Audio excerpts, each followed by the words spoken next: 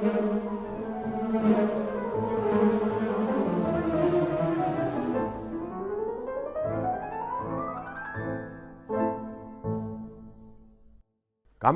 მეგობრებო, საინტერესო სტუმრით შემოვდივარ და წინადადებით, რომ ისეთ კაცს უნდა მოусმინოთ დღეს, რომელსაც საქართველოს რაგბიზე აქვს უამრავი რამე სათქმელი და ისე გამოვიდა, რომ ბევრი აქვს გაკეთებული და ცოტა ნალაპარაკები და აი ახლა ეგ უნდა დავაბალანსოთ, ბევრი უნდა ვალაპარაკოთ და გავიგოთ რაღაცა შევეცდებით ყოველ შემთხვევაში, რომ ამ საუბარში რაღაცეებს ავხადოთ ფარდა და რაღაცეები უფრო ნათელი გახდეს ქართული რაგბის უახლესი ისტორიიდან.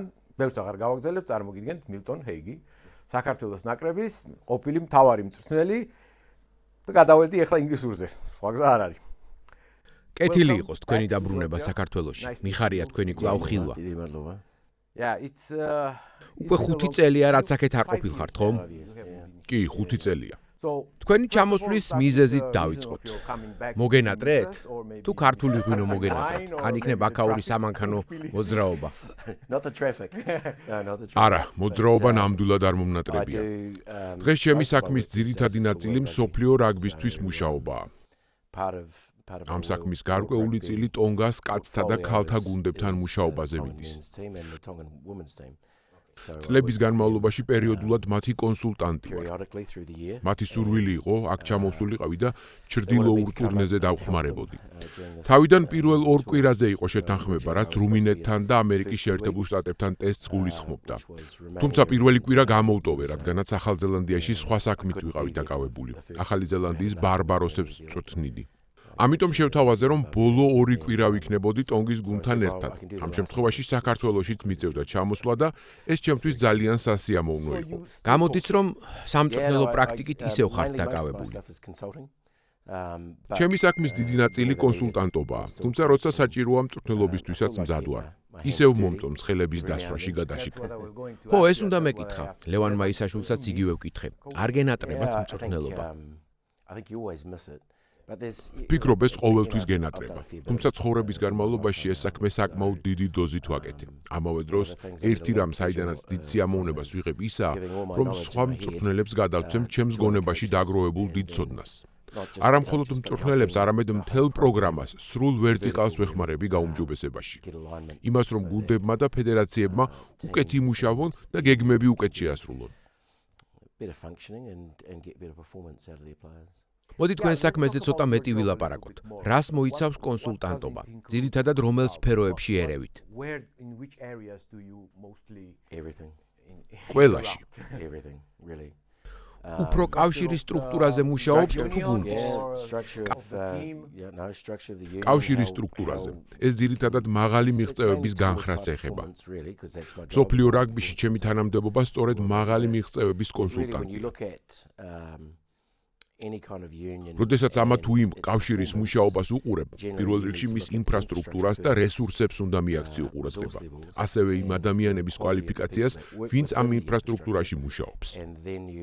თუ ეს საკითხი გაიმართა, დანარჩენი გაცილებით იოლი ხდება. ვინაიდან სწორი მოთამაშეებისა და მწვრთნელების შერჩევა საშუალებას გაძლევს მოედანზეც კარგი ხარისხი გქონდეს. მაგრამ თუ ყველაფერი ამისთვის შესაბამისი ინფრასტრუქტურა არ გაქვს, მაშინ სპორტული შედეგის მიღწევაც ძალიან რთულია. ამ მიმართულებით რა ძირითადი საკითხები დგას ტონგის წინაშე? და რა საერთო სირთულეებია საქართველოსა და ტონგასთვის? მოდი ასე ვთქვათ, ტიერ 2-ის ქვეყნებისთვის. შეკითხვის ბოლო ნაწილს რომ ვუპასუხო, რიჩარდ კოკერილმა ამაზე არაერთხელ ისაუბრა. ამასვე ვამბობდი ჩვენ ჯერ კიდევ 12 წლის წინ, რომ საქართველოს ისევე როგორც სხვა ტიერ 2-ის ქვეყნები, კალენდარული წლის განმავლობაში უნდა თამაშობდეს მაღალი ხარისხის მატჩებს. 1 და 2 შეხვედრა არაა საკმარისი. თუ სურვილი გაქვს, რომ მსოფლიო თასზე უფრო მაღალ დონეზე გამოხვიდე, ყოველწლიურად ამაზე მეც უნდა თამაშობდე. ეს ლოგიკურია.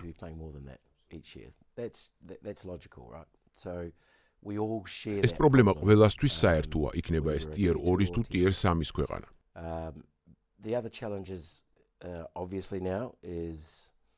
მნიშვნელოვანი საკითხია ფინანსებიც.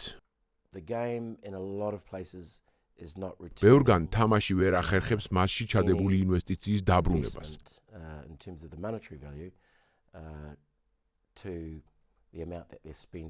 ამოღებული თანხა ნაკლებია იმ ხარჯზე, რაც ბრძოლის უნარიანი გუნდის შექმნას სჭირდება.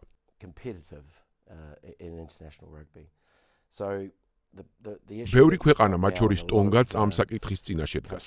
სად ვიშოვოთ საჭირო ფინანსები? გვაქვს დაფინანსება მსოფლიო რაგბისგან, გვაქვს თანხა მთავრობისგან, რომელიც საკმაოდ შეზღუდულია. არის ასევე შემოსავალი სპონსორებისგან და მატჩის ბილეთებიდან. თუ ტონგაში ბევრ მატჩს არ თამაშობ, კარიდან შემოსავალიც არ გაქვს. კარში ბილეთებიდან მიღებულ თანხას გულისხმობთ, ხომ? კი, ბილეთების გაყიდვიდან მიღებულ თანხას. ამ საშემოსავლო წყაროებს თვალს თუ გადავავლებ, დავინახავთ, რომ ყველა მცირდება. ამავე დროს ხარჯები იზრდება. გუნდის მსოფლიოს გარშემო გამგზავრება იმაზე ძვირია, ვიდრე ადრე იყო. მისი სასტუმროში განთავსება და შესაბამისი პირობებით აღჭურვა უფრო და უფრო ძვირდება. კლებადი შემოსავალი და ზრდადი გასავალი ნებისმიერი ბიზნეს მოდელისთვის ცუდი სურათია. ბევრია ტონგაში დაბადებული ან ტონგური წარმომავლობის მოთამაშე, რომელიც საზღვარგარეთ თამაშობს, მათ შორის სხვა ქვეყნების ეროვნულ ნაკრებებში. რამე ფორმით ეხმარებიან სამშობლოს? არა. რაც მე ვიცი, არა.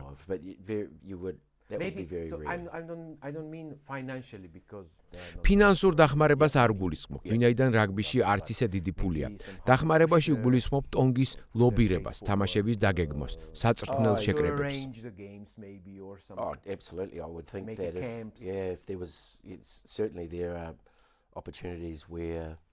ამ მხრივ კი ნამდვილად ტონგური წარმომავლობის მორაგბეები, რომლებიც ეროვნულ ნაკრებში არ თამაშობენ, კულისებიდან ეხმარებიან თავის ქვეყანას. განსაკუთრებით მაშინ, როდესაც გასვლაზე ვართ. გვახვედრებენ სავარჯიშო მოედნებს, ან უბრალოდ იმაზე ზრუნავენ, რომ ჩასვლისთანავე მკაფიო გეგმა გქონდეს, თუნდაც ლოჯისტიკის თვალსაზრისით.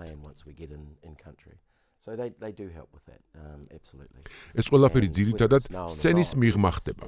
ტონგისთვის, ისევე როგორც ნებისმიერი ოკეანეთის გუნდისთვის, ასეთი დახმარება ყოველთვის გამოსადეგია. Teams like Tonga or any of the Pacific teams can get is always going to help.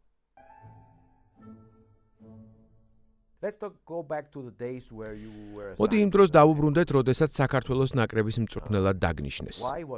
რით იყო ეს შეთავაზება თქვენთვის საინტერესო? როგორი მოლოდინი გქონდათ და როგორი რეალობა დაგხვდათ? მე ვიტყოდი შოკის მომგვრელი რეალობა. იყო შოკის მომგვრელი.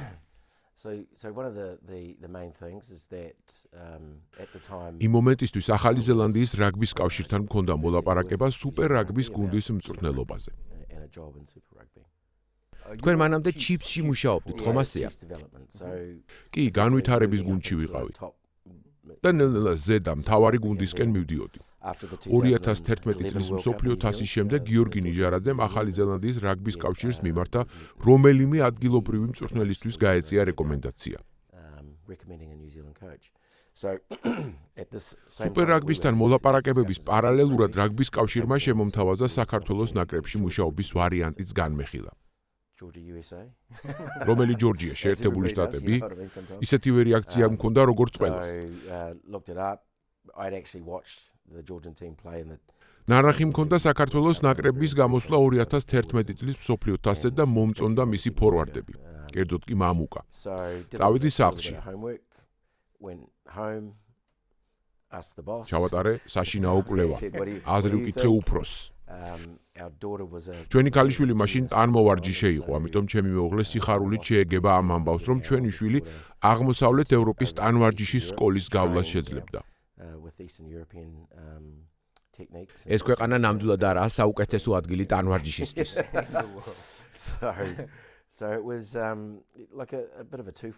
ამან კიდევ უფრო გაამყარა ჩემი გადაწყვეტილება. თან ეს შესაძლებლობა იყო, რომ სანაკრებო დონეზე მემუშავა. ჩემმა მეუღლემ მითხრა, მოდი წავიყვანოთ ბავშვები და ვნახოთ რა იქნება. ერთი რაც ძალიან მახარებდა ის იყო, რომ მთელი ოჯახით გადმოვსახლდით. მე, ჩემი მეუღლე და 2 შვილი. ვიცი რომ ბევრი ადამიანი მოვიდა და წავიდა. როცა რაგბის კავშირს უთხარი რომ ოჯახთან ერთად გადმოვდიოდი, ცოტა გაუკვირდათ, რადგანაც მანამდე ეს არავის გაეკეთებინა. მე ყოველთვის ვამბობდი, რომ თუ ეროვნული ნაკრების მწვრთნელი უნდა ვიყო, იმ ქვეყანაში უნდა ვიცხოვრო. ვინაიდან როცა საქმე კარგად არ მიგდის, საზოგადოების უკმაყოფილება საკუთარ თავზე უნდა შეიგრძნო და პასუხისმგებლობა აიღო. ისევე როგორც სხვებთან ერთად უნდა იზეიმო წარმატება. თუ თამაშების შემდეგ ქვეყანას ტოვებ და მხოლოდ შემდეგ ციკლზე ბრუნდები, საკმარისად არ ხარ კავშირში იმ ხალხთან, ვინც ამ თამაშს გვერდით უდგას. ეს ჩემთვის ძალიან მნიშვნელოვანი იყო. ასე გადავწყვიტეთ ჩამოსვლა და აქ დასახლება, რაც 8 წელი გაგრძელდა. ჩემ ოჯახს ახლა ძალიან სურს ჩემი, იმიტომ რომ მე აქ ვარ და ისინი არა. ბოლო დროს მსოფლიოს სხვადასხვა ადგილებში მიწევს მოგზაურობა და მხოლოდ საქართველოზე დაწყდა გული, რომ ვერ წამოვიდნენ ჩემთან ერთად.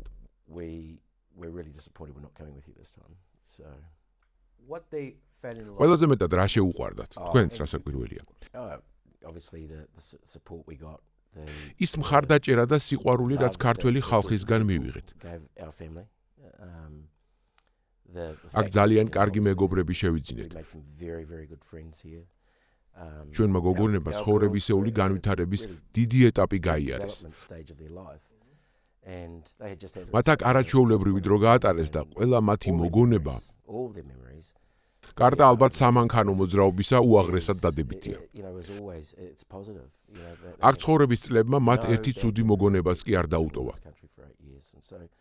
უფროსი გოგო მოლი ქართულად თავისუფლად საუბრობდა.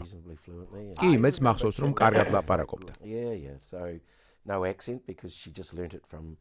აქცენტიც კი არ ქონდა, რადგანაც ქართული ტანვარჯიშის დარბაზში, ჯგუფელებისგან და მწვრთნელებისგან ისწავლა. რაგბის კავშირთან და მოთამაშეებთან ერთად ჩვენ ერთი დიდი ოჯახი გქონდა. ამ მხრივ ძალიან გაგვიმართლა.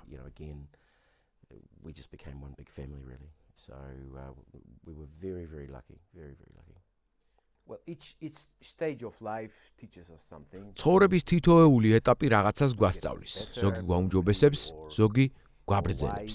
საქართველომ რა მოგცათ ამ 8 წელიწადში? I think I'd never lived in a country of this culture really and especially one of the things მსგავსი კულტურის ქვეყანაში არასოდეს მიცხოვრია. ერთი რამ რაც ყოველთვის მაოცებდა იყო რელიგიის ღრმა რწმენა. ის თუ როგორაა მოწყობილი ქართული ოჯახის იერარქია. ზოგჯერ სამი თაობა ერთ სახლში ცხოვრობს.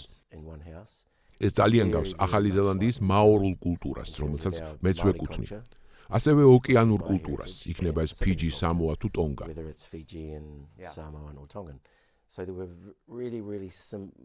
ოჯახის მნიშვნელობის მხრივ დიდი მსგავსებაა. ისევე როგორც რეგულარულად ერთად ჭამის კულტურა, კვირის თუ თვის განმავლობაში.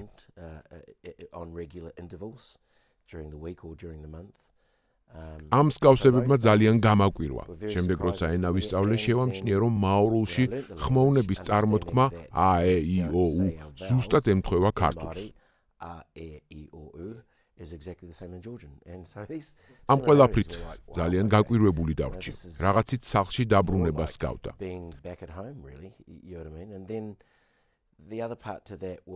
ასევე შთამბეჭდავი იყო ის თუ როგორ უყვართ ქართველებს რაგბი, ან როგორ შეიყვარეს რაგბი.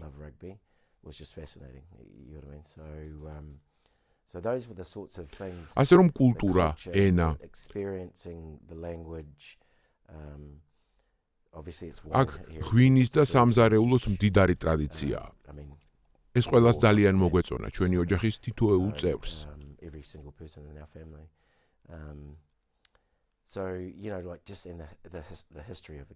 ქვეყნის ისტორიაც აღმაფრთოვანებელი იყო. ახალი ზელანდიის ისტორიას თუ გადავხედავთ, ის 200 წლისაც არაა. შეიძლება 200-ის იყოს. არა, არ არის. ეს ძალიან ახალი ქვეყანაა, მაშინ როცა საქართველოს მრავალი ასეული, რამდენიმე 1000 წლის წარსული აქვს.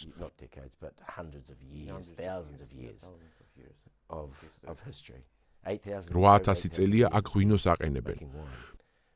პირველად სწორედ აქ დააყენეს ღვინო. ამ სტატისტიკას ამაყად ვუყვები ყველას, ვინც კი მისმენს.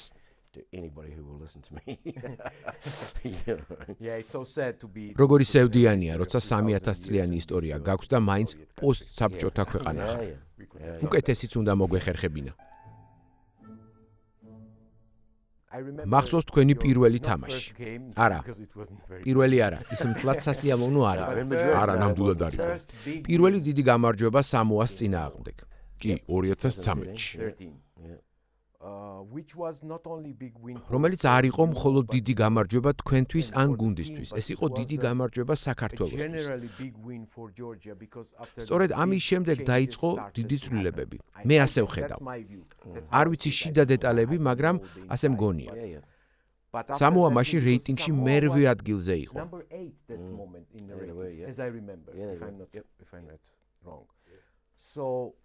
რას მოგვიყვებით ამ თამაშის შესახებ? როგორც ნებისმიერ ახალ საქმეში, როცა ცდილობ ახალი საწვრთნელი ტექნიკა, ცოდნა და გაგება დანერგო, ისეთი, რასაც ახალ ზელანდიაში იყავი მიჩვეული და აქეთ ქართულ რაგბიში გადმოტანა გინდა. დრო გჭირდება, რომ ამ ყველაფერმა ფეხი მოიკიდოს. ისევე როგორც ბეტონი, რომელსაც დაასხამ და შემდეგ დრო სჭირდება, რომ სიმკვრივე აიღოს. ჩვენ შემთხვევაშიც ასე იყო. ხან წინ ვდგამდით ერთ ნაბიჯს, ხან უკან ორს, შემდეგ ისევ წინ. ზოგჯერ ესეცაა საჭირო. წინ წასასვლელად უკან ნაბიჯი გჭირდება. 2013 წლის ნოემბრის სერიებზე მახსოვს, რომ პირველ მატჩში კანადას ვაჯობეთ. შემდეგ ამერიკასთან წავაგეთ რუსთავში, ბოლო წამზე გაშვებული ჯარემით. ნახევარმა სტადიონმა მაგ დროს გულის შეტევა მიიღო. ახალზელანდიელმა რეფერიმ საშინლად იმსაჯა, ფაქტიურად გამოუსადეგარი იყო. ისეთი ჯარიმა მისცა მეტოქეს, რომელიც ჩვენ სასარგებლოდ უნდა დაენიშნა. ახალგაზრდა დამბრტყმელმა კი 48 მეტრიდან კარში ზუსტად დაარტყა. ეს ის მომენტია, როცა გვეგონა, რომ მატჩის დრო ამოიწურა და ბურთი კიდეზე გადავაგდეთ, ხომ? კი, ეგაა. მა დერეფანი მოიგეს, ბურთი საწინააღმდეგო ფრთაზე ჩაიტანეს, შემდეგ უკან ჩამოათამაშეს და მსაჯმა ჯარიმა მისცა. ჩვენგანაც არასათანადო მენეჯმენტი იყო. ბოლოს იმ უკანასკნელ მატჩსაც მივადექით. ისიც უნდა ითქვას, რომ ჩემი კონტრაქტი 2+2 წელს გულისხმობდა. ამდენად რაგბის კავშირის ფიქრობდა, უნდა დავეტოვებინე თუ არა პოსტზე. ეს რამდენად სიმართლეა არ ვიცი, მაგრამ ასე ვფიქრობ. თავად მე ვიცოდი, რომ ჩემი სამსახურის შესანარჩუნებლად სამოასთან მატჩი გადამწყვეტი იყო. ასე წნეხის ქვეშ ყველაფერი ნათელი ხდება. საბედნიეროდ სამუელთაგან ბევრ მოთამაშეს ვიცნობდი, რადგანაც ახალზელანდიაში მათი მწვრთნელი ვიყავი და ვიცოდი თუ როგორ მოგვიდგებოდნენ. ვიცოდი რომ ცოტა სუბუქად შეგხვედავდნენ. მართლა? კი, როგორც ჩვენ თქვი, ისინი მერვე ადგილზე იყვნენ, ჩვენ კი მე-13 თუ მე-14. შეიძლება უფრო ქვემოთაც, ზუსტად არ მახსოვს. მსოფლიოს მერვე გუნდი იყო შესანიშნავი მორაგბეებით. მანამდე ავსტრალია ჰყავდათ დამარცხებული. წვრთნიდნენ კარგი სპეციალისტები. ვიცოდი რომ სუბუქად შემოგვხედავდნენ. თან მათთვის ბოლო მატჩი იყო და სახლი ენატრებოდათ. უნდათ დროზე მოვეშორებინეთ და შინ წასულიყვნენ. კიდევ ერთი რამ იყო. კვირის განმავლობაში გავიგე, რომ შეხვედრა გიორგობას გაიმართებოდა და გადავწყვიტე გიორგობის დღეს გამართული ბრძოლა სამოტივაციო სიტყვაში გამომეყენებინა.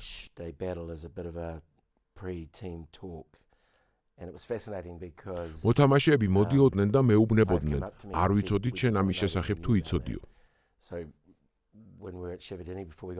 ავტობუსში ჩასხდომამდე ამ ბრძოლაზე ვესაუბრე, თუ როგორ ჩამორჩებოდნენ ქართველები მტერს რაოდენობით, 10 ჯერ თუ 30 ჯერ და მაინც მოიპოვეს ისტორიული გამარჯვება, რომლის შესახებაც უკვე 1000 წელია ყვებიან. თუ მათ შეძლეს, ჩვენ რატომ ვერ უნდა გავიმეოროთ? ჩვენს წინაშია გუნდი, რომელიც ფიქრობს, რომ აუცილებლად მოგვიგებს. რეიტინგში ჩვენზე ბევრად წინ არიან, მაგრამ ჩვენ მინდორზე გავალთ. მეომრები ვიქნებით და ამ ბრძოლას მოვიგებთ. not just my idea. ეს ბოლომდე ჩემი იდეაც არ ყოფილა. მეგობარმა მიკარნახა. ქართველმა მეგობარმა? კი, და მეც ძალიან მომეწონა. რაღაცები წავიკითხე ამის შესახებ და გადავწყვიტე გამომეყენებინა. მოთამაშეები მოედანზე გასვლის მომენტში უაღრესად მოტივირებულნი იყვნენ. იყო ასევე რამდენიმე ტექნიკური დავალება. მაგალითად, რაგში მხოლოდ მბოჭავი უნდა ყოფილიყო, დანარჩენი კი ფეხზე. უნდა შეგვებოჭა და მათი შეტევები მოგვეგერიებინა. საბოლოოდ ამან ჩვენს სასარგებლოდ იმუშავა. რა მომენტში იგრძენით, რომ ამ მატჩის მოგება შეიძლებოდა? ანგარიში ზუსტად არ მახსოვს, მგონი 13-9 იყო.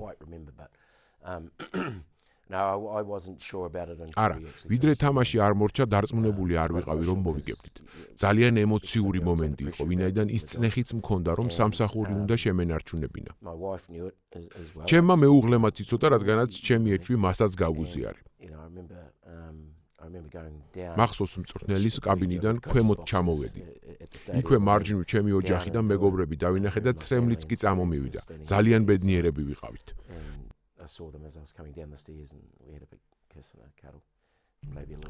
ყველანი ბედნიერები ვიყავით. ეს მართლაც დიდი გამარჯვება იყო ჩვენთვის.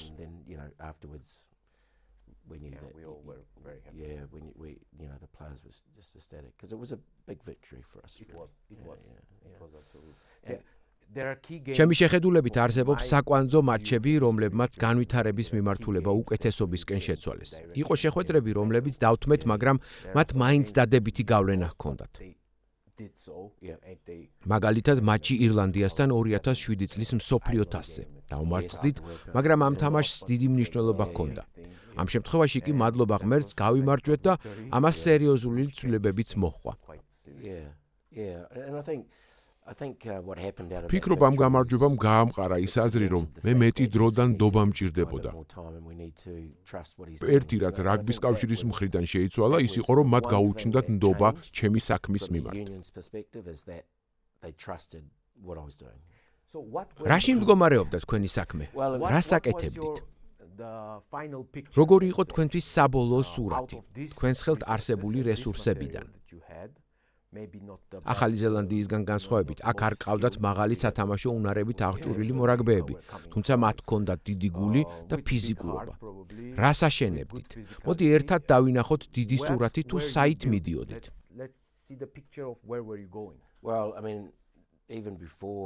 2012 წელს, ვიდრე საქართველოში ჩამოუფრინდებოდი, უკვე ვიცოდი, რაც მელოდა. უნდა აგვემაღლებინა უნარები, უნდა გაგვეუმჯობესებინა პასის მიღება გაშვების კულტურა.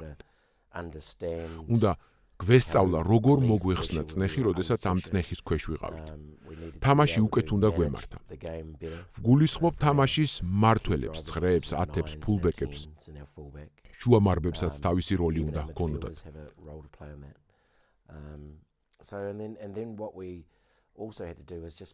ასევე უნდა უზრუნველგვეყო, რომ ჩვენი ძლიერი მხარეები ასეთებად დარჩენილიყო, რასაც შემდეგ სხვადასხვა ნაწილს დავაშენებდით. ისევე როგორც სახლის შენებისას, აქაც მთავარია საფუძველი, ბოჭვის უნარი, დერეფანი, შერკინება. შერკინებასთან და დერეფანთან დიდი პრობლემა არ გვქონდა. ბოჭვის კომპონენტშიც ყოველთვის კარგები ვიყავით.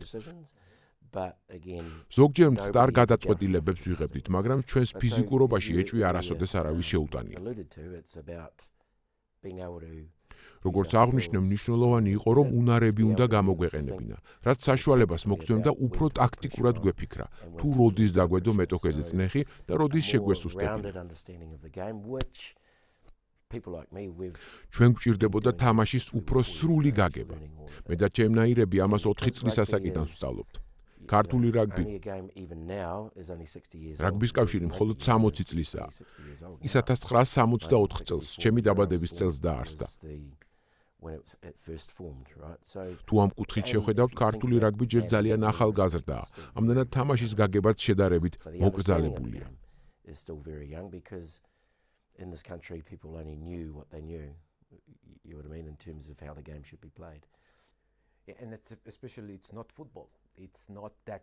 მით უმეტეს, რომ ეს არაა ფეხბურთი, რომელიც ბევრად მარტივია. კარგი გაგებით, რაგბი არაა იოლის სათამაშო, თაობებია საჭირო, რათა ერს თამაშის ცოდნა და გემო გაუჯდეს. the knowledge of it, the taste of it. And you see it now. ამას ახლა ვხედავთ. იმ 5 წლის შემდეგ, რაც აქ არ ყოფილვარ.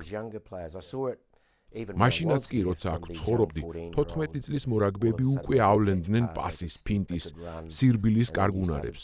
ვხედავდით ნინიაშვილისნაირ მოთამაშეებს, რომლებიც აღფრთოვანებას იწვევდნენ. ზოგი მათგანი სოფლებიდანაც იყო, რაც არაჩვეულებრივია. ეს იქიდან მოდიოდა, რომ აშენდა სტადიონები, რომლებიც ღამით განათებული იყო. საიდან მოდიან ეს ბავშვები, მკითხავდა ვინმე. ბავშვები ამ სინათლეს მოყვებიან, პასუხობდი მე. რაც უფრო ადრე ჩართავ ბავშვს თამაშში, მით უფრო მეტი დრო ექნება უნარების განსავითარებლად და უკეთეს მოთამაშედ ჩამოსაყალიბებლად. დაუცებ მათ 20 წლამდელთა მსოფლიო თასზე ვხედავ, სადაც 2016 წლიდან ვასპარეზობთ. ტიერორის ერთადერთი გუნდი ვართ, რომელმაც ასეთი შედეგი აჩვენა. არ მგონია მეორე ეშელონის გუნდებიდან ვინმეს მოეხერხებინოს. 2015 წლიდან მოყოლებული არც ერთი ტურნირი არ გამოგვიტოვებია.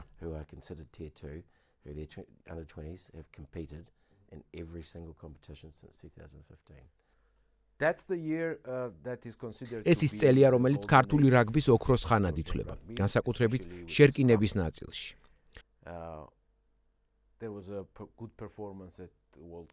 კარგად გამოვედით მსოფლიო თასზე, მოვიპოვეთ 2 გამარჯვება, რაც ჯერაც მიუღწეველი შედეგია ჩვენთვის.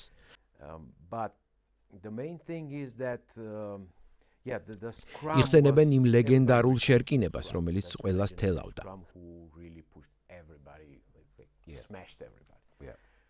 რა ჰქონდა ამ შერკინებას განსაკუთრებული? ეს გამორჩეულად ნიჭიერი და ძლიერი ინდივიდების ერთობლიობა იყო, თუ კიდევ რამე სხვა მიზეზი არსებობდა? საბოლოოდ საქმე მაინც ინდივიდებამდე მიდის. მაგრამ თუ გახსოვს, ჩვენ გვყავდა შერკინების ფრანგი მწვრთნელი დიდიე ბესი. ჯადოქარი იყო.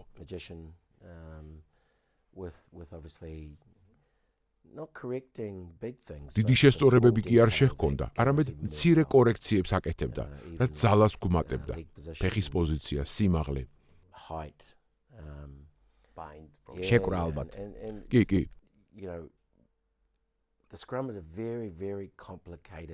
შერკინება ხელოვნების ურთულესი დარგია. გაგვიმართა, რადგანაც გვყავდა მოთამაშეები, რომლებსაც ჰქონდათ ძალა, რომლებსაც საფრანგეთში თამაშის დიდი გამოცდილება ჰქონდათ, სადაც შერკინება ძალიან მნიშვნელოვანი კომპონენტია. მას არა მხოლოდ ფსიქოლოგიური უპირატესობისთვის, არამედ ხშირად წნეხის დასადება და ჯარიმების მოსაპოვებლად იყენებენ. ყავდა ისეთი ბიჭები, როგორებიც იყვნენ ნარიაშვილი, ზირაქაშვილი, რომლებიც ტოპ გუნდებში ასპარეზობდნენ. ამ მხრივ გაგვიმართლა, რომ ჰქონდა კარგი მასალა. ხოლო დიდიემ, როგორც აღნიშნეს, შესანიშნავი სამუშაო ჩაატარა და რამდენიმე შტრიხით კიდევ უფრო ძლიერები გავხადა. 2015 წელს მსოფლიო 2015 წლის მსოფლიო თასის ამბავს ტონგელებსაც ვუყვები ხოლმე. მაგალითად მომყავს ის, თუ როგორ მოვემზადეთ ჩვენ მათგან განსხვავებით. ამ თამაშზეც მინდოდა თქვენთან საუბარი, მაგრამ მოდი ჯერ შერკინების საკითხი დავასრულოთ. So, again, we had power. The scrum has always been psychologically a big weapon. შერკინება ქართველებისთვის ყოველთვის ძლიერი ფსიქოლოგიური იარაღი იყო.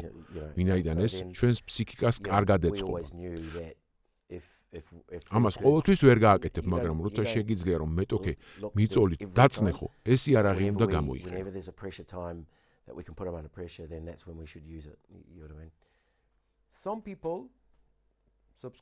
ზოგი იმაზრის მომხრეა, რომ ამ უძლიერესმა შერკინებამ ცოტა დათვური სამსახური გაგვიწია, ვინაიდან ზედმეტად ვიყავით მასზე დამოკიდებული.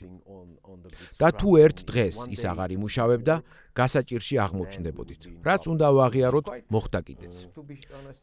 კი, ასე იყო. მაგრამ როცა ნარიაშვილი იჯდა თქვენს ადგილას და იგივე შეკითხვა დავუსვი, გაიკვირვა, ჩვენ არავისთვის გვითქვამს არ ითამაშოთო. told anyone not to play.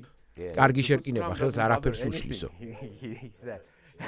Absolutely. მაგრამ ჩვენი ტაქტიკა გარკვეულ ეტაპზე ზედმეტად შერკინებაზე ორიენტირებული გახდა. ეთანხმებით თუ არა ამ აზრს? You agree to that or maybe you have some I don't. I think არა, არ ვეთანხმები. გუნდის ფორმირება თავისებური პროცესია. იმის მიხედვით თუ რა კონტინგენტი გყავს გუნდსა და კოლექტივში, შესაბამისად თამაშობ. როგორც თავიდანვე გითხარი, ჩვენი მიზანი იყო რაში ძლიერნი ვიყავით, შეგვენარჩუნებინა და პარალელურად მუდმივად გვემუშავა სხვა საჭირო კომპონენტებზე.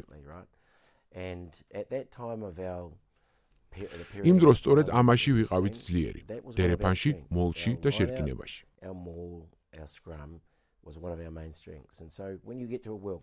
როცა მსოფლიო თასზე მიდიხარ, სამხრეთ აფრიკას ექცევა ყოველ მსოფლიო თასზე, უბრუნდება თავის ძლიერ თვისებებს.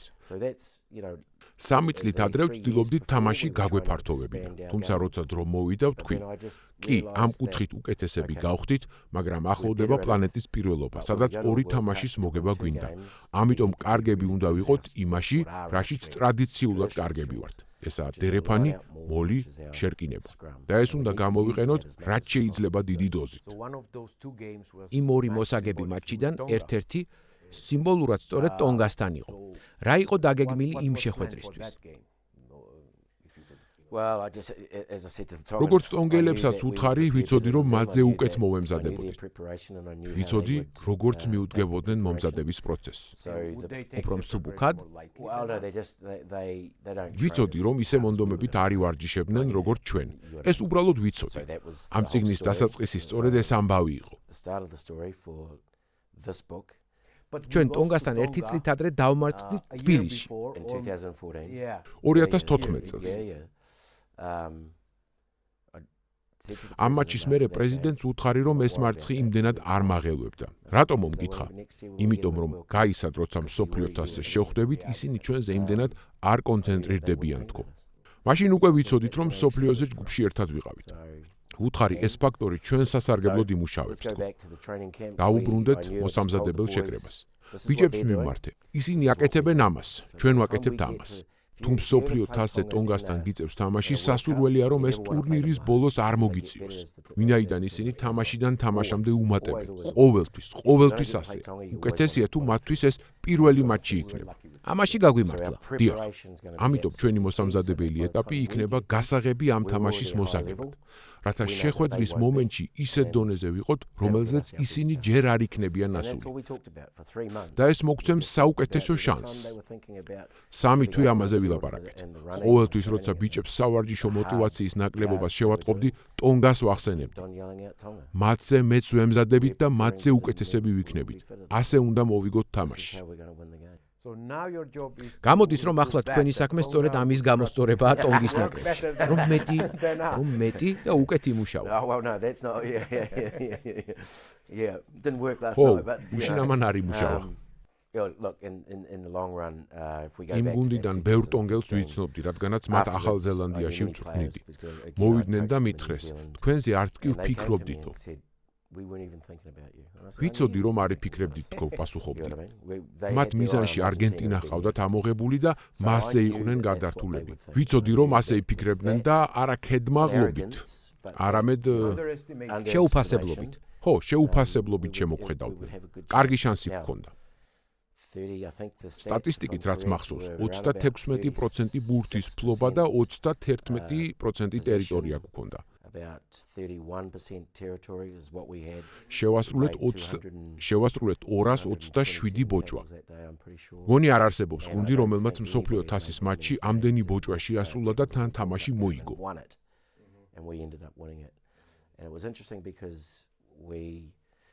შეხვედრის შემდეგ გასახდელში შევიკრიბეთ და ბიჭებს ვკითხე, როგორ გრძნობდნენ თავს ფიზიკურად.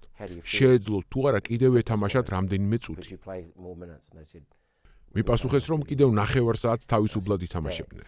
მე კი ვუთხარი, ეს იმზადების დამსახურებაა, რაც ბოლო 3 თვის განმავლობაში გამოვიარეთ. ესაა ჯილდო. ლოგიკური იყო, სწორედ მივდექით და შედეგიც მივიღეთ.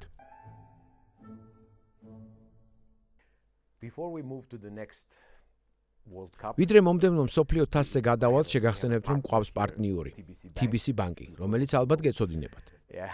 გვაქვს მარტივი შეკითხვები, რომლებზეც მარტივი პასუხებით ხსნით გარკვეულ წესებს. დღეს TBC-ის შეკითხვა ასეთი იქნება: რა შემთხვევაში ითვლება საჯარიმო ლელო? გვჭირდება მარტივი, მოკლე პასუხი. როდესაც დამცველი გუნდი წესს არღვევს ლელოს გატანის მომენტში. როდესაც ხდება სალელოვე ან პოტენციურად სალელოვე პასის განზრახ ხელის ჩარტყმით ჩაჭრა.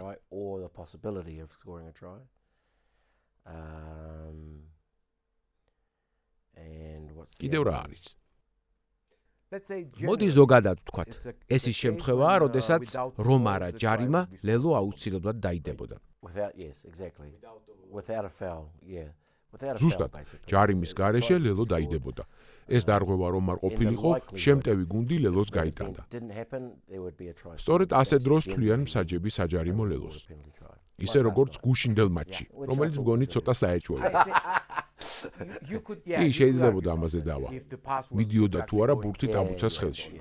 კარგი, მადლობა. მადლობა TBC-ს.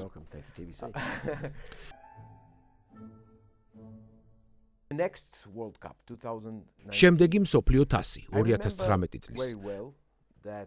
კარგად მახსოვს, რომ საკმაოდ ხშირად ამბობდით ხოლმე, რომ ჩვენი გუნდი ფიზიკურად, ზუსტად არ მახსოვს რამდენი პროცენტით, მაგრამ უკეთეს ფორმაშია, ვიდრე ოდესმე ყოფილა.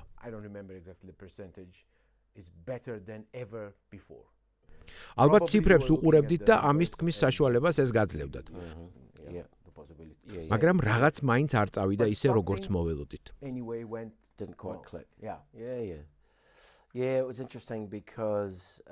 საინტერესო იყო. გვეგონა რომ კარგი შანსი გქონდა. შეიძლება ტონგასავით დაგვემართა და საკუთარი შესაძლებლობები გადაჭარბებულად შევაფასეთ. გულწრფელად გვჯეროდა რომ უელსთან შეგვეძლო მოგება. მანამდე მგონი 2017 წელს უელსთან მილენიუმ სტადიონზე მცირე სხვაობით წავაგეთ. ვიცოდით რომ ურუგვაისთან მოვიგებდით, მაგრამ ვფიქრობდით რომ თუ უელსაც ვაჯობებდით, ავტომატურად გავდიოდით შემდეგ მსოფლიო თასზე და მთელ ძალას მივმართავდით ფიჯიზე. Sink everything that we had into Fiji. So that was sort of the plan. გეგმა ასეთი იყო. To be honest, losing to Wales. უელსთან წაგებამ კი ცოტა ჩაგვფუშა. კურსა გვაწდინა. არა მხოლოდ მოთამაშეები, არამედ ჩვენ მწვრთნელებიც. Not just the players, but certainly. ამის მეორე მხარე ისაა, რომ კარგადაც ვერ ვითამაშეთ. ყველაზე საწყენი სწორედ ეს იყო. And that was probably the most disappointing thing. კარგად უყავდით შესწავლილი. იცოდნენ რომელ არხებში უნდა შეეტიათ. მათ აირჩიეს სივრცე ჩვენს დერეფანსა და უკანა ხაზს შორის, სადაც პირველ დამცველად თედო გვედგა. უორენ გეტლენდმა შესანიშნავი სამუშაო ჩაატარა. მოკლედ ამან ცოტა აგვრია. მოგვიწია ჩვენი სტრატეგიული გეგმის ოდნავ შეცვლა.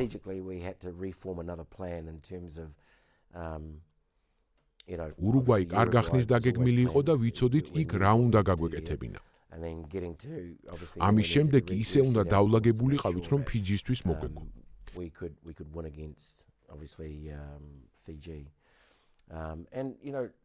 ფიჯისთან პირველი ტაიმი მეტნაკლებად თანაბარი იყო.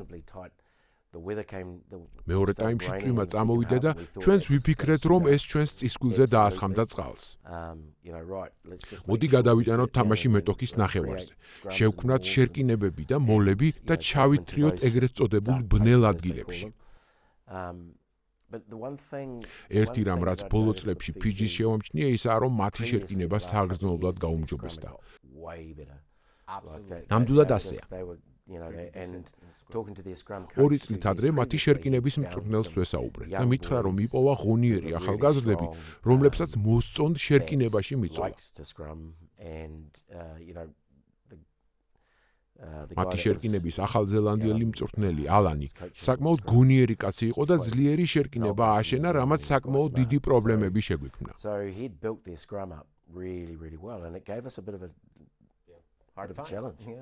ისინი შერკინებაში დღემდე კარგები არიან. კი, ასეა. მათ იპოვნეს დიდი ფიჯელი ბიჭები, რომლებსაც სურთ რომ იყვნენ ბურჯები. უნებრივად ისინი ისედაც ჯანიანები არიან. ასე რომ დღეს მათი შერკინება სოლიდურია. ამიტომ ერთად ვფიქრობთ, რომ ჩვენი შანსიც მოიმატებდა, მაგრამ ამავე დროს შენ ვერ გათვლი იმას, თუ როგორ ათამაშდებიან ფიჯელები. როცა მათ ფურთაობა მისდით, ურთულესი დასაცავები არიან. ნაკარავამ ოფლოუდები დაიწყო, რასაც ხვებიც აყვნენ და ყველაფერი გამოუვიდათ. ვისხედით სამწვრთნელო კაბინაში და ვფიქრობდით, როგორ უნდა დაიცვა ეს. როცა ინიციატივა მათია, საქმე დამთავრებულია. ყველასთვის. კი, ნებისმიერი გუნდისთვის. თუ ასე ათამაშდნენ, ყველას დამარცხება შეუძლიათ. მეორე ტაიმში უბრალოდ ვისხედით და თამაში ხელიდან აგვაცავეს. სუდ სველამინჩი უკიდურესად ტექნიკური თამაშით, რაც ცალკე აღნიშნვის ღირსია. ბურთი სველი იყო, ფეხი ცურავდა. ისინი კი ფიჯურად ბურთაობას აგრძელებდნენ.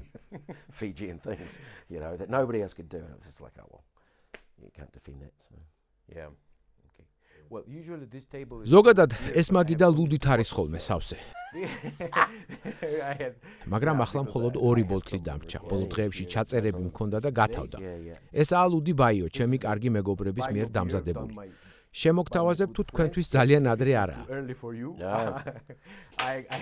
არა, 11-ს უკვე გადაცდა, ასე რომ შეიძლება. 2 დამრჩა. ღია ფერის ელი და ორმაგი იპა. ეს უფრო ძლიერია. ყისიერი ბედნიერებას ავით. მე ღია ფერის ელს ავირჩევ. Thank you. That's awesome. At the same time, I'd like to ask you ვიდრე შემდეგ კითხვაზე გადავალთ, გვაქვს რუბრიკა, რომელსაც ერთი ლელოს ამბავი ჰქვია. While I open this, you can think. ვიდრე ამას გავხსნი, გაიხსენეთ თქვენთვის მნიშვნელოვანი ლელო, მაგალითად ისეთი, რომელიც რამე მოგონებას უკავშირდება. ერთი თუ ორი. თუ გსურთ ორი იყოს. I got two. One is Christian Cullen, he's an All Black. ერთია კრისტიან კალენის, All Blacks-ის ფულბეკის ლელო ავსტრალიის წინააღმდეგ. Australia at what used to be called მაშინდელ კერისბრუკის სტადიონზე დანიდინში, სამხრეთ კუნძულის სამხრეთ ნაწილში. and not a big ის არ იყო დიდი ზომის მოთამაშე, მაგრამ ჰქონდა უნარი ისე გაებითურებინა მეტოქე, რომ სიჩქარე არ დაეკარგა. ფენომენალური სისწრაფე და მოქნილობა ჰქონდა. Now let's try and stop this man. Inside, outside again. Slipped and dived over. But I suppose the one that really თუმცა ლელო, რომელიც სამუდამოდ შემორჩა ჩემს მეხსიერებას, უკავშირდება ერთი ბიჭის ლეგენდარული კარიერის დასაწყისს. ესაა ჯონა ლომუს ლელო ინგლისის წინააღმდეგ 1995 წლის მსოფლიო თასის ნახევარფინალში. Pretty sure it was the semi-final in 1995 in South Africa. Yeah. So he gets the ball, runs over Rory Underwood. ის ბურთს იღებს, გაურბის რორი ანდერვუდს, ან მის ძმას, ერთ-ერთ ანდერვუდს. შემდეგ გადაუვლის ფულბეკ მაიკ კეტს. გონი კიდევ ვიღაცას და გააქვს ლელო. But that was the birth of ეს იყო სარაგბო ფენომენის დაბადება. მანამდე არავის ენახა ამ ხელა ზომის ძალის და სისწრაფის მორაგბე. მაშინ ის მხოლოდ 20 წლის იყო. თქვენი ცხოვრების რა ეტაპზე იყავით მაშინ? რა საქმიანობით? Where was I now? I was back in ახალ ზელანდიაში ახალი დაბრუნებული ვიყავი შოტლანდიიდან, სადაც თამაშობდი და ვწვრთნიდი. I was back in New Zealand when I was watching that. So Probably in the nation. ალბათ ახალ ზელანდიაში ხალხმა უკვე იცოდა ლომუს შესახებ, მაგრამ დანარჩენ მსოფლიოს თუ სმენოდა მასზე. But the rest of the world? Yeah, the rest of the world hadn't. No. I mean, no, rest of the world. არა, მსოფლიო მას არ იცნობდა. He was born. ეს იყო მისი დაბადების მომენტი. He became famous. 1995 წელს სამხრეთ აფრიკაში გამართული მსოფლიო თასის შემდეგ ის საქვეყნოდ გახდა ცნობილი. 1995 World Cup in South Africa. And the other thing about that was სამშობლოში კი იცნობდნენ, მაგრამ არ იყვნენ დარწმუნებულნი. საკმარისად მომზადებული და სწრაფი იყო თუ არა საერთაშორისო დონეზე სათამაშო. მთელი სასკოლო პერიოდი ის 8 ნომერს თამაშობდა და უცებ თაზე გადაისროლეს, სადაც მხოლოდ 2 წელი ჰქონდა გატარებული. ვისი იდეა იყო მისი ფრთაზე გადანაცვლება? მწვრთნელის ლორის მეინსის. სწორედ მან დაინახა ეს ბიჭი სასკოლო რაგბიში. All Blacks-ში დებიუტი 18 წლის ასაკში ჰქონდა, შეიძლება 19. სწორედ მეინსმა დააყენა ლომუ გარემარბად, რადგანაც ის დიდი და სწრაფი იყო. მოთამაშეზე და მის პროფილზე რომ ვისაუბროთ. თქვენთვის როგორც მწვრთნელისთვის როგორი უნდა იყოს მოთამაშის პროფილი, რომ ის კარგ მორაგბედ მიიჩნიოთ?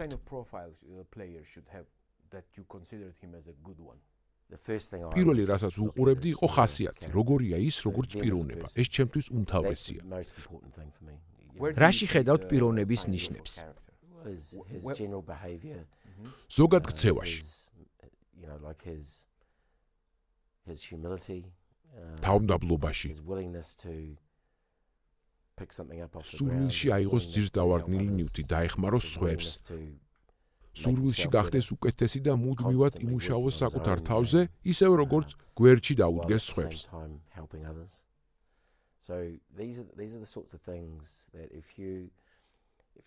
თუ გუნდს ასეთი პიროვნებებისგან ააშენებს, სავარაუდოდ წარმატებული გუნდი გეყოლება. შეიძლება ყველა თამაში ვერ მოიგო, მაგრამ ყველას ერთი ფილოსოფია და სამუშაო ეთიკა ექნება. ასევე ექნება უამრავი ისეთი თვისება, რაც სამომავლოდ მუშაობას გაგიადვილებს.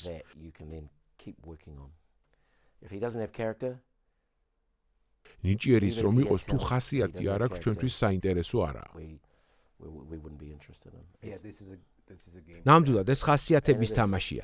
ეს თამაში ყოველთვის ხასიათზე იყო დაფუძნებული. ის ძირითადად მშრომელ ხალხს უყვარდა.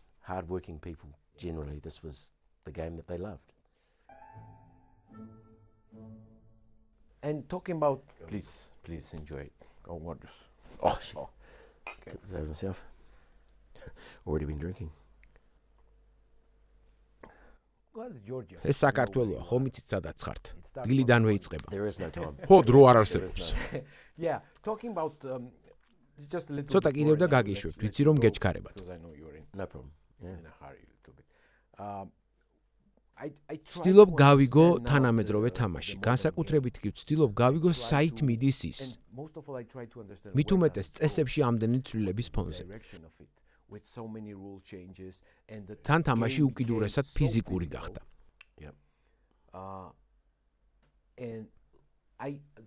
And these changes they tend to be done in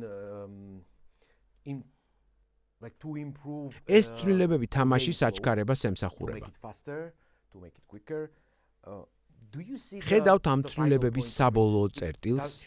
რაგბი სულ უნდა იცვლებოდეს თუ არსებობს ბოლო გაჩერება, სადაც მივა და აღარ შეიცვლება. თუ იგივე ფეხბურთს შევადარებთ, დიდი ხანია წესებში ცვლილება არ შესულა.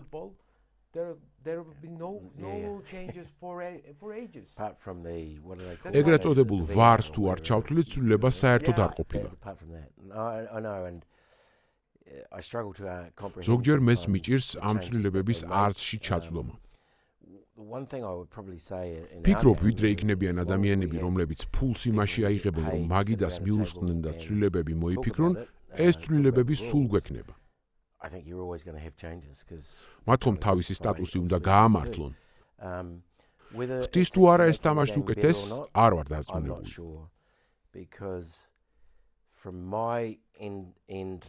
როგორც მწვრთნელი, რომელიც წესების ინტერპრეტირებას სამწვრთნელო კაბინიდან უყურებს, თვლი რომ ეს ერთ-ერთი ძირითადი საკითხია. ვინაიდან თითოეულ ინდივიდს შეუძლია ამა თუ იმ წესის განსხვავებული ინტერპრეტაცია შემოგთავაზოს. ჩემი აზრით, ამ პროცესში თანმიმდევრულობა იკარგება. ეს ჩემი პირადი ხედვაა. ფიქრობ, ამ საკითხს ყურადღება უნდა მივაქციოთ. თამაშის აჩქარება მაყურებლის შესაქცევად, ამასთან პრობლემა არ მაქვს. მაგრამ არსებობს ფუნდამენტური კომპონენტები, რომლებიც ყოველთვის ამ თამაშის ნაწილი იყო. მოთამაშეების რაოდენობა და მოედნის ზომა არასოდეს შეცვლილა. 15 მორაგბე გუნდში, 100 მეტრის სიგრძე, 67-დან 73 მეტრამდე სიგარი. ეს არასოდეს შეცვლილა. კიდევ რა არის ისეთი, რაც არასოდეს უნდა შეიცვალოს?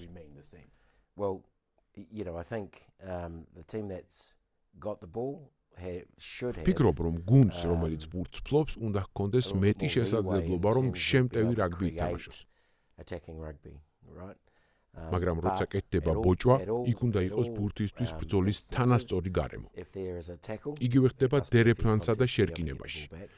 ყველა იმ შემთხვევაში, როცა საქმე ორთაბრძოლასთან გვაქვს, უნდა იყოს შესაბამისი გარემო ამ ორთაბრძოლისთვის.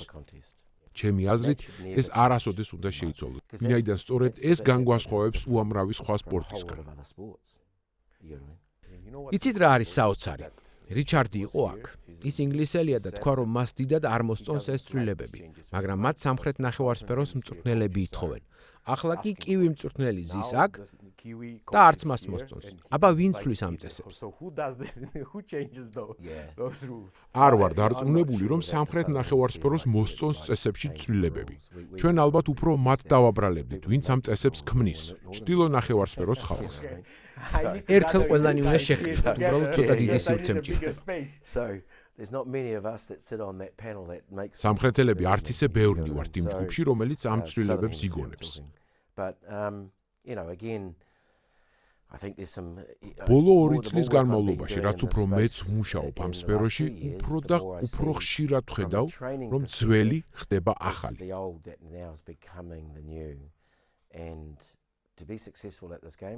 იმისთვის, რომ საერთაშორისო დონეზე წარმატებული იყო, ისევ გჭირდება ძლიერი სტატიკა. შერკინება და დერეფანი. უნდა გქონდეს პასის გაშვების და მიღების მაღალი კულტურა. საბაზისო უნარები იყო და რჩება ფუნდამენტურად. უნდა იყოს ძლიერი ერთ-ერთზე ბოჭვაში და ეს ყოველთვის მნიშვნელოვანი იყო. მეოთხე ისაა, რომ როცა ბურთი გაქვს, უნდა შეძლო მისი წინ წაწევა და შემდეგ ხარისხიანად გასუფთავება, რასაც წაღება გასუფთავებას ვეძახით. თუ ეს კომპონენტები მწყობში გაქვს, მეტნაკლებად წარმატებული იქნები. რაც ამ ბოლო 2 წლის განმავლობაში სხვადასხვა გარემოში მოუხვედრილ ვარ და მიმუშავია, მიბიძგებ დასკვნისკენ, რომ ესაა წარმატების 4 საკვანძო ინდიკატორი.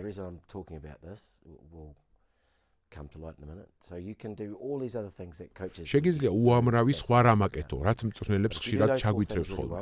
მაგრამ თუ ეს 4 კომპონენტი წესრიგში გაქვს, ასე თუ ისე წარმატებული იქნები. ამას იმიტომ ვამბობ, რომ რაგბი მარტივი თამაშია, რომელიც ვიღაც ადამიანებმა გაართულეს. ეს 4 ელემენტი თავის ადგილზე უნდა იყოს. უნდა შექმნა კონკურენტული გარემო, შერკინება და დერეფანი ისევ რაგბის ნაწილი უნდა იყოს. ჩვენ ხომ არ გვინდა რაგბი ლიგა გავხდით.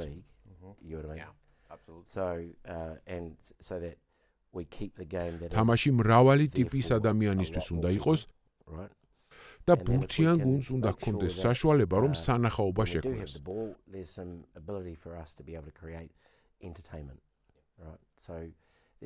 თუ ამ ფუნდამენტს შევინარჩუნებთ, თამაში ყოველთვის კარგი იქნება. ვინ არიან ის ვიღაც ადამიანები, რომლებმაც რაგბი გაართულეს? ყველა ის, ვინც ფულს იღებს, რომ თამაში გაართულოს. მათ შორის მწვრთნელებიც. ბევრია ასეთი ადამიანი, მაგრამ იმედი მაქვს, არ დავკარგავთ იმას, რაც ამ თამაშის ფუნდამენტური არსია. ერთი რამ, რაც არ მინდა, რომ გამომრჩეს და უკითხავად გაგიშვათ. ჩვენთვის სამხრეთული რაგბის მოყვარულებისთვის სუპერ რაგბი ყოველთვის საოცნებო ტურნირი იყო. დღესაც ვუყურებ და დღესაც სიამოვნებას ვიღებ. ისევ თებერვალს ველოდები, რომ ეს შეჯიბრება დაიწყოს. ამბობენ და ტრიბუნებსაც ეტყობა, რომ მაყურებელი ინტერესს კარგავს მის მიმართ. აქვს ვერსია. კარგავს ინტერესს, იზრდება ბილეთის ფასი. ან იქნებ სხვა რამე მიზეზია. საერთოდ ასეა ეს? დაიკარგა ინტერესი?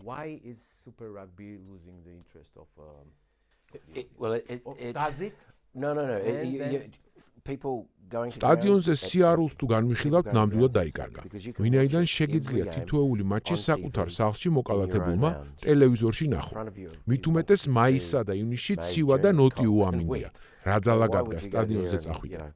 ყოველ ვიკენდზე შეგიძლია ყველა მატჩს საკუთარი სავარდლიდან უყურო, ლუდით და საჭმლით ხელში. კი, მაგრამ ეს ხომ სტადიონს არასოდეს შეედრება. No, absolutely it doesn't. რა თქმა უნდა არა. მაგრამ ჩვენ ეს აღარ გვადარდებს, რადგანაც ჩვენთვის სახლში დარჩენა უფრო მარტივია. ამავე დროს საკმაოდ სოლიდურ თანხას ვიხდი ყოველთვიურ სატელევიზიო აბონემენტში. სტადიონის ბილეთებიც არ ღირსია. იქ თუ საკვები და ლუდი მოგინდა, ესეც ძვირია. ისევ როგორც მსოფლიოში, ახალ ზელანდიაში ცხოვრება არაა იაფი. ხალხს არ აქვს ამდენი ფული, რომ წავიდეს და მატჩებს დაესწროს.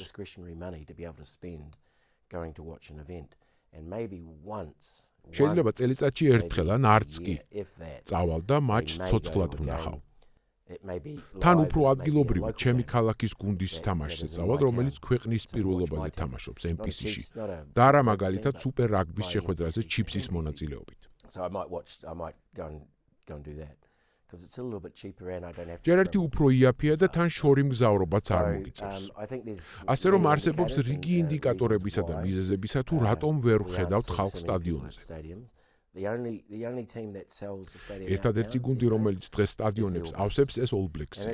თან არა ყველა ქალაქში. ოკლენდში ბილეთები ყოველთვის სრულად იყიდება, ვინაიდან ეს დიდი და მრავალრიცხოვანი ქალაქია. ალბათ ველინგტონიც. წელს ველინგტონშიც არ გაიყიდა ბილეთები სრულად. გამოდის რომ ფულის ამბავია, მიზეზი ასეთი ტრივიალური და მარტივია. კი, ფიქრობ დიდწილად ეს ფულს უკავშირდება. დღეს ახალ ზელანდიაში ეს მნიშვნელოვანი საკითხია. თან ის რომ ყველა მატჩის ნახვა საკუთარი სავარძლიდან შეგიძლია ხალხს ცოტა აზარმაცებს.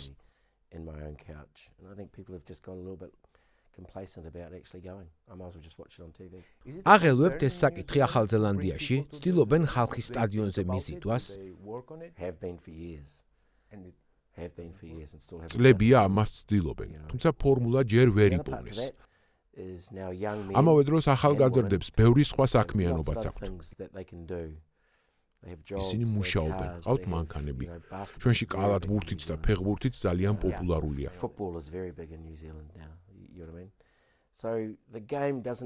რაგბის აღარ აქვს ის მანტრა, რაც ადრე მთელი ქვეყნის მასშტაბით ჰქონდა. მოსახლეობის დიდი ნაწილისთვის ისევ მნიშვნელოვნად რჩება, თუმცა საკმაოდ ბევრი სხვა სპორტით ან სხვა საქმითაა გატაცებული. იმედია ოდესმე მომიწევს სოფლიოს მაგნაწილში აღმოჩენა და ამ ყველაფრის საკუთარი თვალით ნახვა. თუ ჩვენსკენ მოხდები, აუცილებლად დამიკავშირდე.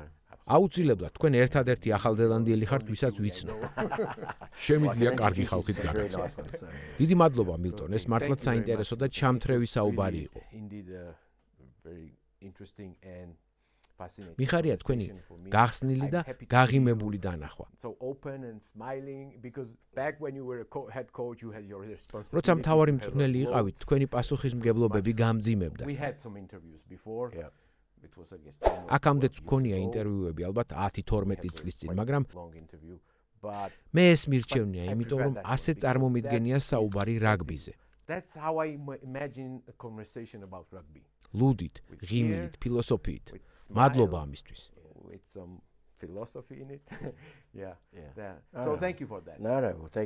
შენ მადლობა შესაძლებლობისთვის.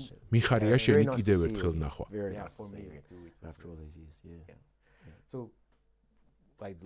წარმატებას გისურვებთ ყველაფერში, რასაც აკეთებთ ან გეგმავთ. იქნება ეს კარიერა თუ პირადი ცხოვრება. ოჯახი მომიკითხეთ და კიდევ ერთხელ მადლობა მოსვლისთვის. ძალიან დიდი მადლობა. თქვენ ძალიან დიდი მადლობა მეგობრებო, რომ გვიყურეთ. მე მგონი რომ ისი ამონეთ ჩემთან ერთად და რა ვიცი, ასეთი კარგი სტუმრები თუ კიდე მეყოლება, ყველაფერს გავაკეთებ, რომ მოვიტყუო ხოლმე აქამდე და რა ვიცი, რაღაცნაირად გაგაცნოთ თქვენს უფრო ახლოდ. მე მგონი რომ დღეს ჩვენ მილტონ ჰეიგის ახალი სახე დავინახეთ. მადლობა ყურადღებისთვის, კარგად ბრძანებოდეთ.